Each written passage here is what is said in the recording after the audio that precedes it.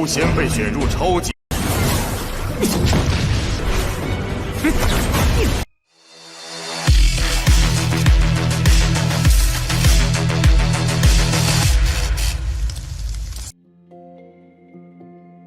Halo semua, selamat datang di Ruang Sinema. Bagaimana kabar kalian semua? Semoga selalu sehat dan baik-baik saja. Sesuai jadwal, jadi pada hari ini kita akan kembali melanjutkan series Wudong Xiankun season ke-6 episode terbaru. Yang mana ini adalah episode yang ketujuhnya. Tanpa berlama-lama lagi, kita langsung saja mulai alur ceritanya. Kita dibawa kembali kepada Lin Nantian yang sudah terluka cukup parah. Dia sangatlah kesal dengan apa yang telah dilakukan Lindong kepadanya. Ia tentu tidak dapat menerima semua itu. Luka Lin Nantian semakin parah hingga sesaat kemudian dia pun harus jatuh tak berdaya. Sedangkan ada sebuah kekuatan yang terus keluar. Di saat dia itu hendak menghembuskan napas terakhirnya, ada sebuah suara di dalam pikirannya, di mana sosok itu tidak menduga anak kebanggaan keluarga Lin akan mati dengan sangat menyedihkan. Lin Nantian pun bisa melihat dengan jelas kekuatan tersebut. Dia yakin kalau Lin Nantian ingin membalas dendam kepada Lindong. Ia pun mengajukan sebuah kerjasama. Selama dia mau menginginkannya, maka dia berjanji akan memperpanjang hidupnya dan juga memberikan kekuatan besar. Nah, begitulah dia pasti bisa membalas dendam kepada Lindong. Ia meminta Lin Nantian untuk memikirkan hal itu.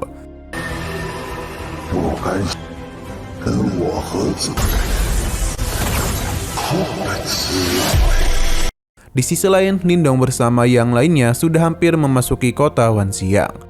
Setelah berlatih cukup lama, Lindong akhirnya sampai di pertarungan terakhir dalam perang 100 kelompok.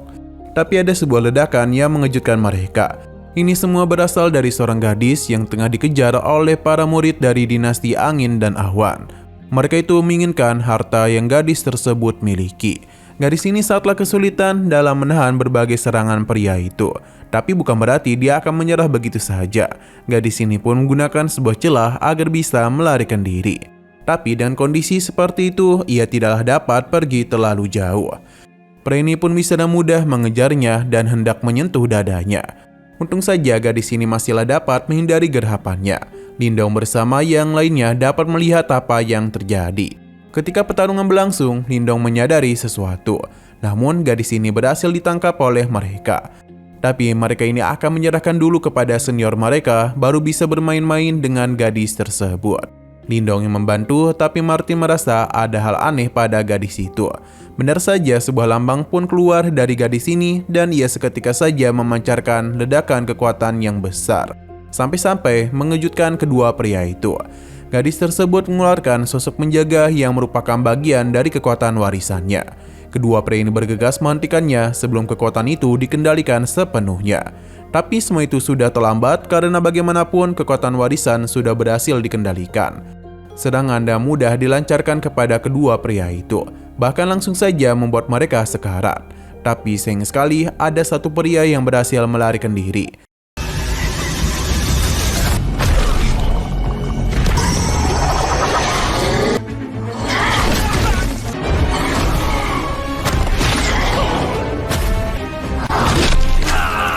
Gadis ini mencegah binatangnya untuk pergi, namun ini terlalu sulit dan membuat binatangnya pun lepas kendali. Alhasil, pria tadi pun langsung saja menjadi santapan. Berhubung binatang ini sudah lepas kendali, jadi dia langsung saja melakukan penyerangan kepada gadis tersebut. Lindong yang menyadari hal itu bergegas memberikan bantuan kepadanya. Karena begitulah dia dapat menyimpan kembali binatang warisan. Tapi karena kondisinya yang tak baik-baik saja, Lindong pun membawanya bersama mereka.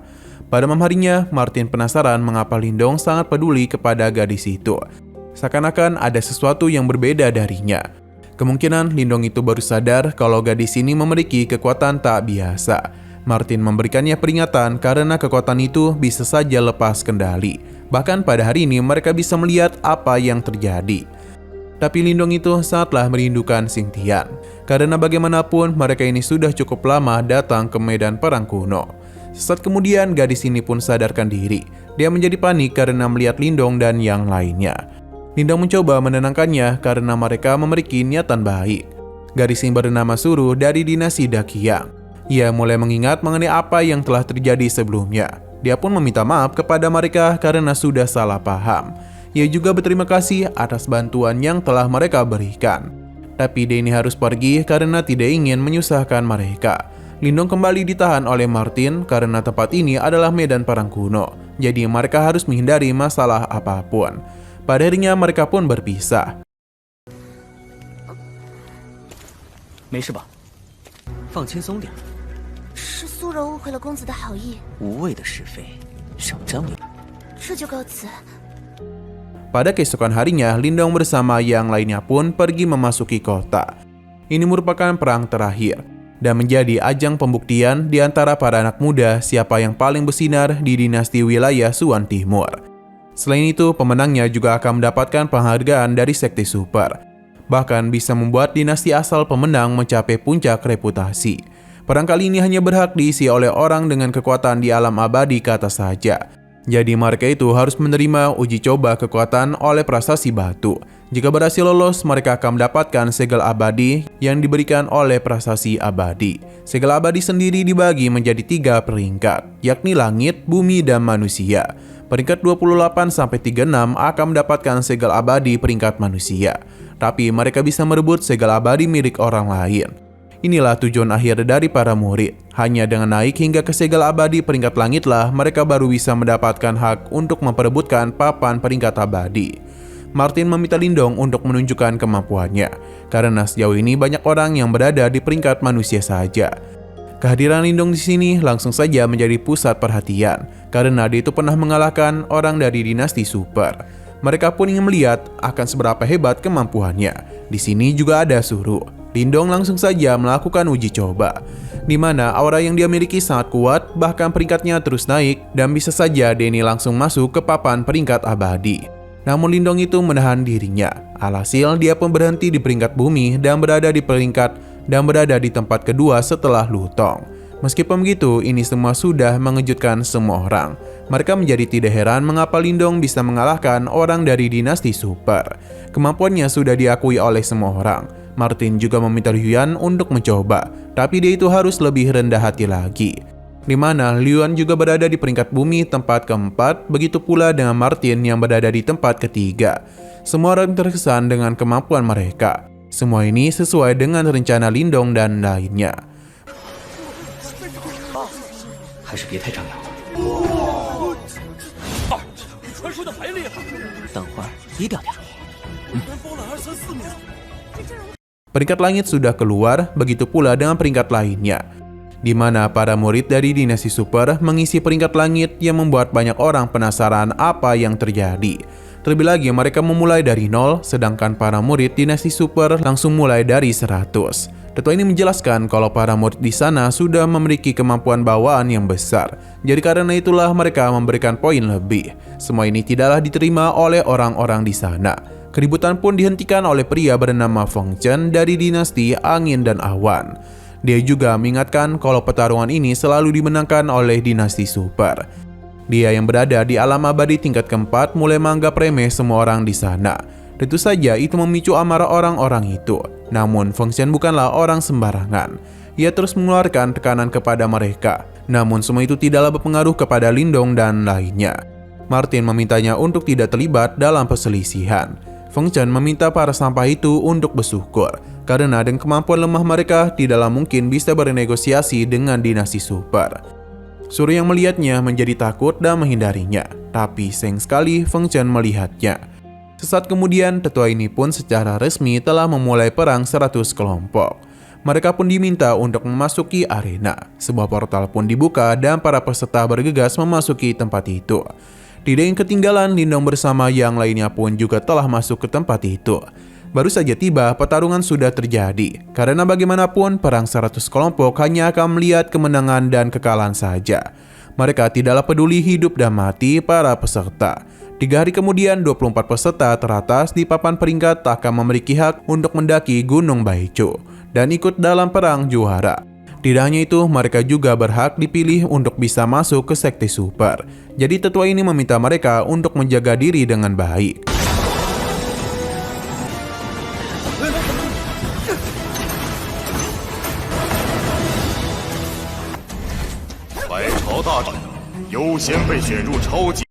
Martin meminta Lindong untuk segera bertindak karena jika tidak mereka itu akan terlambat. Namun Lindong tidak yang bertarung dengan orang lemah, karena dia itu ingin segera naik. Maka karena itulah dia akan mengincar para murid dari dinasti super. Tapi Martin mengingatkan kalau para murid itu memiliki kemampuan hebat, belum lagi terdapat sekutu yang bisa membantu mereka. Lindong tidak takut karena dengan begitu poin yang didapatkan juga semakin banyak. Tapi mereka seketika saja dikejutkan oleh pertarungan yang sedang Suro lakukan, di mana ia kembali menggunakan teknik warisannya. Sebab saat ini Suro tengah berhadapan dengan begitu banyak murid dari dinasti super. Feng Chen merasa warisan itu tidaklah pantas dimiliki oleh Suro, jadi dialah yang akan mengambilnya. Tapi Suro tidaklah peduli dan terus memberikan perlawanan. Sesaat kemudian serangan dilancarkan kepada Feng Chen yang tentu itu adalah ulah dari Lindong. Pertarungan pun langsung saja terjadi di antara mereka. Tapi fokus utama Lindong adalah mengincar formasi pengurung agar bisa menyelamatkannya. Karena sudah seperti ini, maka tentu saja Feng Chen menjadi begitu kesal karena Lindong sudah berani ikut campur dalam urusan mereka. Tapi Lindong tidak peduli karena tujuannya memang adalah mengincar mereka. Di saat Feng Chen hendak membacot, Lian pun langsung saja melakukan penyerangan kepada mereka. Dan begini pertarungan antara kelompok Lindong dan juga para murid dinasti super pun telah dimulai. Feng Chen meminta untuk tidak menahan diri. Namun yang para keronco itu hadapi adalah Martin.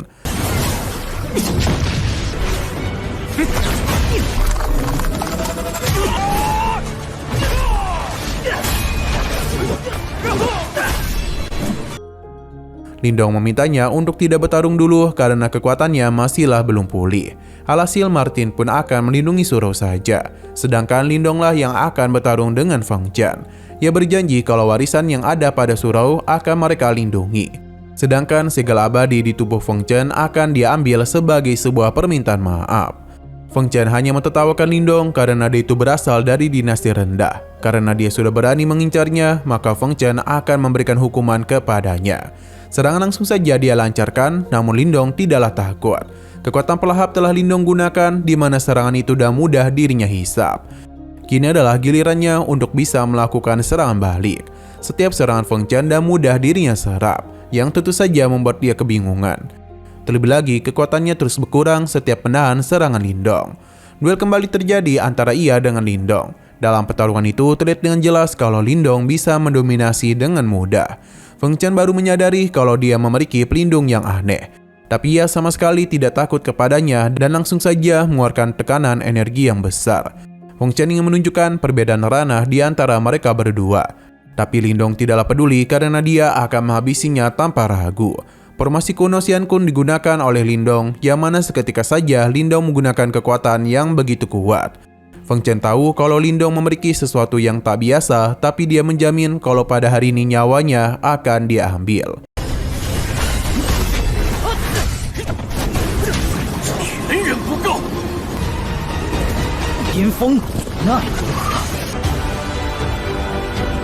Lindong tidak akan menyerahkan nyawanya begitu mudah. Ia pun menciptakan sebuah serangan. Sedangkan Lian dan juga Martin tengah sibuk bertarung. Feng Chen juga telah menggunakan seni bela diri spiritual, yakni telapak angin siluman. Sedangkan Lindong menggunakan kurungan tangan hutan surgawinya. Adu serangan pun telah terjadi. Feng Chen memuji Lindong karena juga bisa menggunakan teknik seni bela diri spiritual. Tapi semua itu masihlah belum cukup kuat untuk menghadapinya. Sayang sekali Denny terlalu meremehkan Lindong. Benar saja Lindong berhasil menghancurkan siluman anginnya dan membuat Feng Chen terpental. Dia merasa kalau Lindong telah menyembunyikan kekuatannya. Setidaknya Denny sudah mencapai alam abadi tingkat keempat. Di sisi lain, Lian juga terus mendominasi jalannya pertarungan, begitu pula dengan Martin. Dan begitu tidak ada kesempatan bagi mereka untuk bisa menyerang. Lindong masihlah belum puas dan menyarankan Feng Chen untuk mengeluarkan teknik lainnya, karena jika tidak, dia itu akan kalah.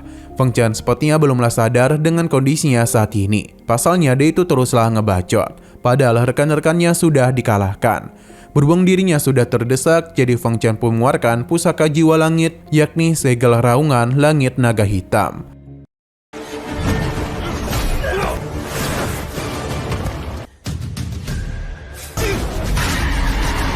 Nah, sayang sekali episode pada hari ini pun harus berakhir dulu. Oke, sekian dulu pada video kali ini. Untuk video selanjutnya akan segera hadir. Jadi bagi kalian yang ingin mengikuti series ini, langsung saja klik subscribe dan aktifkan loncengnya. Terima kasih yang sudah menonton video sampai habis. Jika kalian suka pada video ini, klik like dan share ke teman-teman kalian tentang channel ini. Dan ditunggu aja kelanjutannya. Oke, sampai jumpa di video selanjutnya.